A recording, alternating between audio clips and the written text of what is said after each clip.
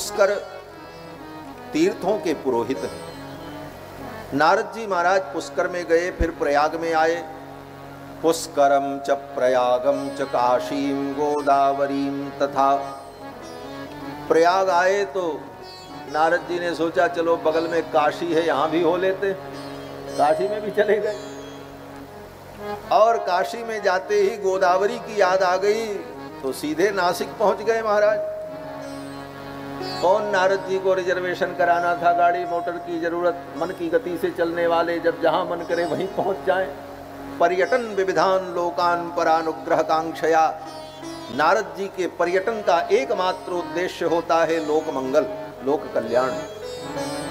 घूमने के लिए तो बहुत से लोग घूमते,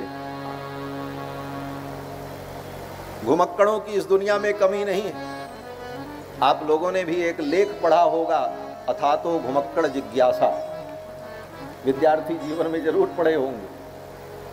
तो घुमक्कड़ तो बड़े बड़े इस दुनिया में हुए और हो रहे हैं, होते रहेंगे, लेकिन ऐसे घुमक्कड़ों से लोक का कल्याण नहीं होता। लोक का कल्याण तो नारद जी जैसे संतों के घूमने से होता है। वेदव्यास जी कहते हैं पर्यटन विविधान लोकान।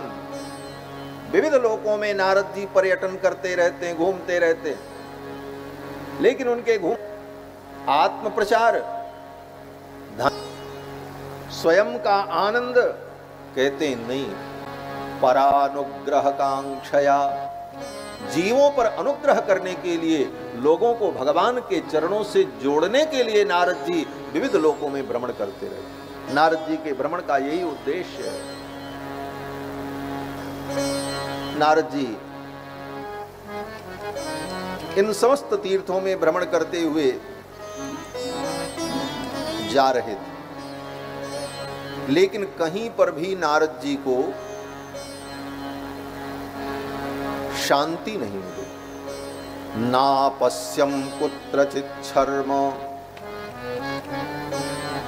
कहीं पर भी नारद जी। तो कलयुग ने क्या किया, बोले सबको झूठा बना दिया, सत्य को नष्ट किया। सत्यम नास्ति। आज हर व्यक्ति न चाह करके भी झूठ बोलता है।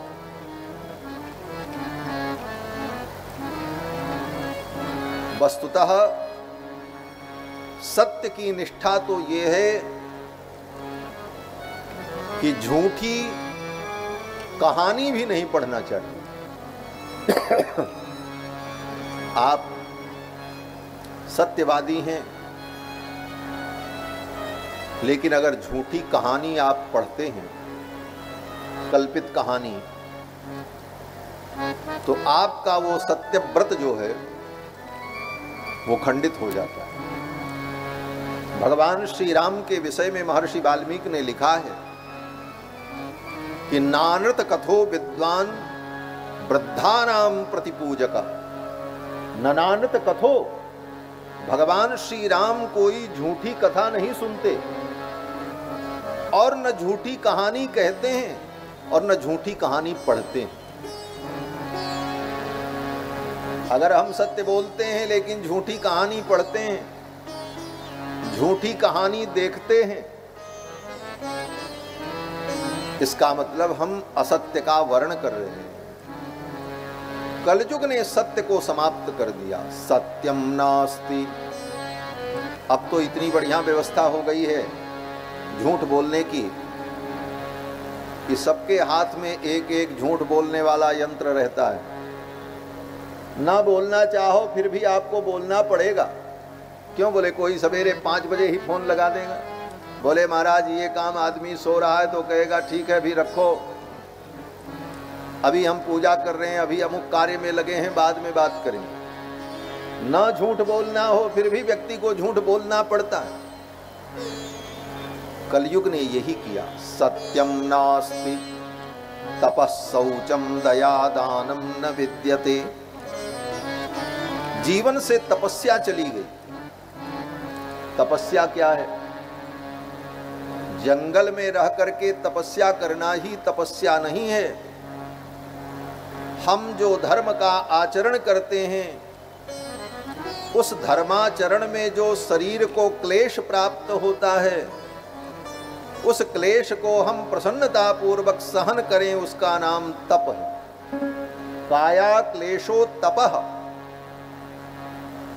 एकादशी करते हैं, भूख लगती है, खाने का मन होता है, लेकिन उस भूख को हम सहन करते हैं, इसी का नाम तप है। माघ के महीने में कड़कड़ाती ठंडी में ठंडा जल छूने का मन नहीं करता है, लेकिन त्रिवेणी में जाकर के, गंगा में जाकर के डुबकी लगाते हैं, कांपते हुए शरीर को कष्ट होता है, उस कष्ट को हम आनंद पूर्वक सहन करते हैं, इसका नाम तप। काया क्लेशो तपः। तो धर्म के आचरण में जो काया को क्लेश प्राप्त हुई, इसी का नाम तप है। ये तप भी कलयुग से धीरे धीरे चला गया। कलयुग ने तप को भी बिगाड़ दिया। आज व्यक्ति इतना सुविधा भोगी हो गया है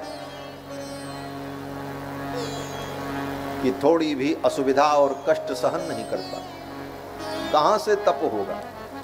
सत्यम नास्ति तपः शौचम। शौचम, शौच माने शुचिता, पवित्रता। पवित्रता हमारे जीवन से चली गई। शौचाचार नष्ट हो गया हमारे जीवन से। पवित्र अपवित्र का जो भेद है, उस भेद को हम भूल गए। कुछ भी खा लेते हैं, कुछ भी पी लेते हैं, कहीं भी सो जाते हैं, कहीं भी रह लेते हैं। जिसमें हमें सुविधा लगती है हम ऐसा आचरण कर लेते हैं और जीवन जी रहे हैं। हमारे जीवन से शुचिता चली गई, पवित्रता चली गई। कलयुग ने यही किया। सत्यम नास्ति तपः शौचम दया दानम न विद्यते। जीवन से दया समाप्त हो गई।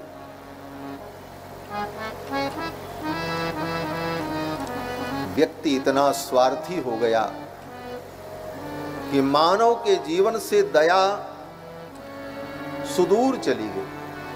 ऐसी ऐसी घटनाएं सुनने को मिलती हैं कि सुनने के बाद हृदय विदीर्ण हो जाए महाराज। अभी 2 दिन पहले मैं समाचार देख रहा था। एक कोई महिला, उसके एक बेटी थी 1.5 वर्ष की, और किसी तांत्रिक बाबा के चक्कर में पड़ी कि मुझको बेटा हो जाए। उस तांत्रिक बाबा ने कहा इस अपनी बेटी को मार डालो तो अगली संतान जो होगी वो पुत्र होगी, अगर ये रहेगी तो पुत्र प्राप्ति तुमको नहीं होगी। और इसको कैसे मारना है? बोले इसे जल भोजन दूध पिलाना सब बंद कर दो, अपने आप ये मृत्यु को प्राप्त होगी। और उस क्रूर माँ ने लगभग 15 दिनों तक उस बच्ची को न जल पिलाया, न दूध पिलाया, न भोजन कराया। 12-13 दिन बीतते बीतते वो बच्ची मर गई। समाचार में उसका फोटो था, देख करके भय लग रहा था। केवल आंखें दिख रही थी, हड्डी हड्डी। 13 दिन तक वो पानी न पाई, न दूध पाई। ये क्रूरता, दया मनुष्य के जीवन से कहां चली जा रही है? बंधुओं, त्यजेत धर्मम दयाहीनम विद्याहीनम गुरुम त्यजेत। शास्त्र कहता है कि जिस धर्म में दया न हो ऐसा धर्म त्याग दो। दया भी मानव के जीवन से दूर चली गई। सत्यम नास्ति तपः शौचम दया दानम न विद्यते। दान भी जीवन से तिरोहित हो गया। आज व्यक्ति दान करता है तो दान का प्रदर्शन ज्यादा करता है। गरीब को लोग रोटी खिलाते हैं तो बगल वाले से कहते हैं जरा वीडियो बनाओ, सोशल मीडिया पे डालना। 10 गमछा अंगोछा चादर भी गरीब को व्यक्ति बांटता है तो कहता है रील बनाओ, दुनिया देखे कि हम बड़े भारी दानी हैं। ये दान भी व्यर्थ हो जाता है। दाहिने हाथ से दिया और बाएं को भी पता न चले, इसका नाम दान है। गीता में भगवान श्री कृष्ण कहते हैं कि देशे काले च पात्रे च, देश काल पात्र पर विचार करके दातव्यमिति यद्दानम दीयते नुपकारिणे, दान देना हमारा कर्तव्य है ये समझकर, दीयते नुपकारिणे, जिसको हम दे रहे हैं इससे कभी भी हमें किसी उपकार की अपेक्षा नहीं होगी, यह विचार करके जो दान किया गया, तद्दानम सात्विकम स्मृतम, वो सात्विक दान है। तो कल्याण के जितने साधन थे, सत्य, तप, शौच, दया, दान, ये सब मानव के जीवन से दूर चले गए। नारद जी भ्रमण करते हुए जा रहे थे। नारद जी ने देखा लोग कितने पाखंडी हो गए, और लोग ही नहीं, पाखंड निरतो संतो, पाखंड निरता संतो, जिनको हम संत कहते हैं ऐसे संतों के जीवन में भी पाखंड प्रवेश कर गया। पाखंड निरता संतो विरक्ता सपरिग्रहा, और जो विरक्त हैं वो परिग्रही हो गए। कहने के लिए विरक्त और सबसे ज्यादा संग्रह उनके पास, परिग्रह। गृहस्थों की स्थिति क्या हो गई? नारद जी कहते हैं तरुणी प्रभुता गेहे, घर घर में स्त्री की प्रभुता हो गई, पुरुष की प्रभुता समाप्त हो गई। देखो भाई, कोई स्त्री दुखी मत होना कि कोई आलोचना की बात कर रहे हैं, आलोचना की बात नहीं। घर में पुरुष की प्रभुता होनी चाहिए, यही शास्त्र सम्मत सिद्धांत है। पुरुष जो निर्णय करे, घर का मुखिया जो निर्णय करे, उसी निर्णय को सभी को मानना चाहिए। और जिस घर में पुरुष का निर्णय न माना जाए और स्त्री जो निर्णय करे वो जिस जिद पर अड़ जाए वही काम हो, बोले उस घर में कलयुग का प्रवेश हो जाए। नारद जी कहते हैं तरुणी प्रभुता आगे है, घर घर में तरुणी की प्रभुता हो गई। स्याल को बुद्धिदायक, और बुद्धि देने वाला कौन हो गया? बोले स्यालकः। स्यालकः माने साला। घर में कोई काम करना है, सलाह लेनी है, तो व्यक्ति किससे सलाह लेता? बोले साले साहब से,